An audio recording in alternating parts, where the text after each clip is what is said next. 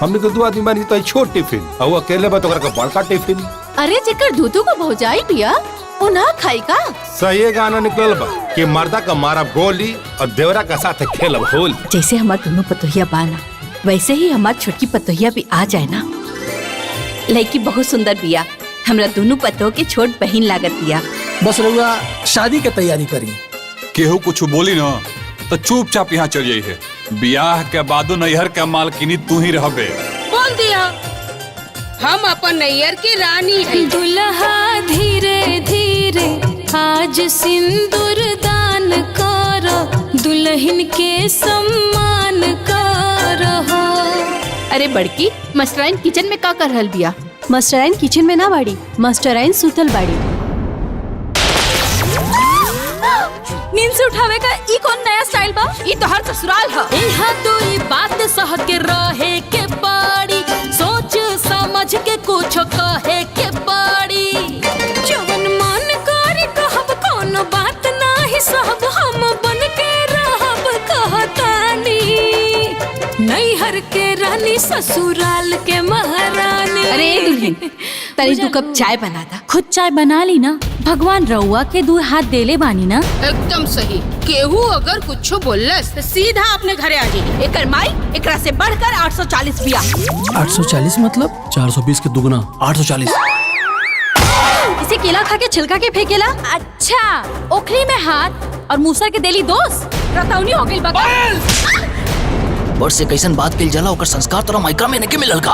बस जितना जोर से थप्पड़ रउआ बरनी है ना, उतने ही जोर से थप्पड़ उल्टा हम मार दे। बहू हमनी के जो रिश्ता है आज खत्म हो गई। हम अभी के अभी ई घर छोड़ के अपन नैहर चल जाई।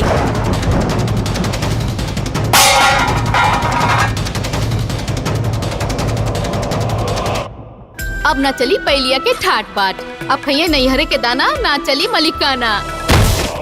मुबारक हो, रउआ नानी बने वाला बानी।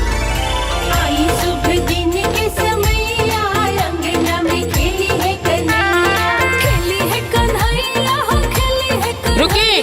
अब हम वो घर में तबे जाए जब वो घर के बंटवारा हुई। जवन दिन राउत बेटी के एहसास हो जाई नैहर से बढ़ के ससुराल होला, वो दिन खुद वापस आ जाई। चलो लो। भैया 1 मिनट रुकी ना, बाबू खातिर ये सब सामान लेके आई है। हमरा लगे पैसा नहीं खेरे।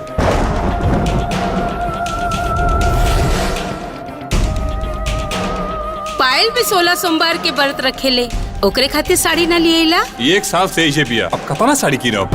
शिवपिंडी पर गंगा जल चढ़ौली बारंबार, दूध दहिया शहद से नहवली एक बार।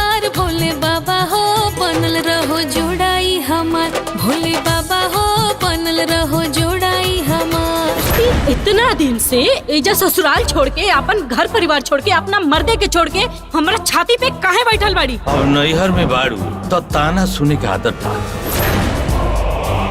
जरूर इनकर एजा के कोनो ना कोनो लड़का के साथे चक्कर चला था। तो चलो हो, चलो जी हमने क्या जैसे। रुकी भैया, हम चल जाता नहीं।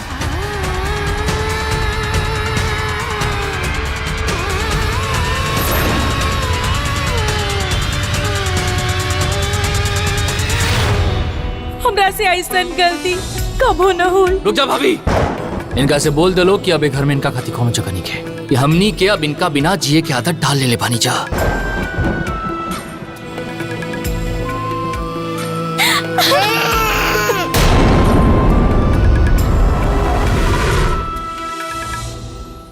आपन पसंदीदा फिल्म देखे खातिर डाउनलोड करी दंगल प्ले ऐप।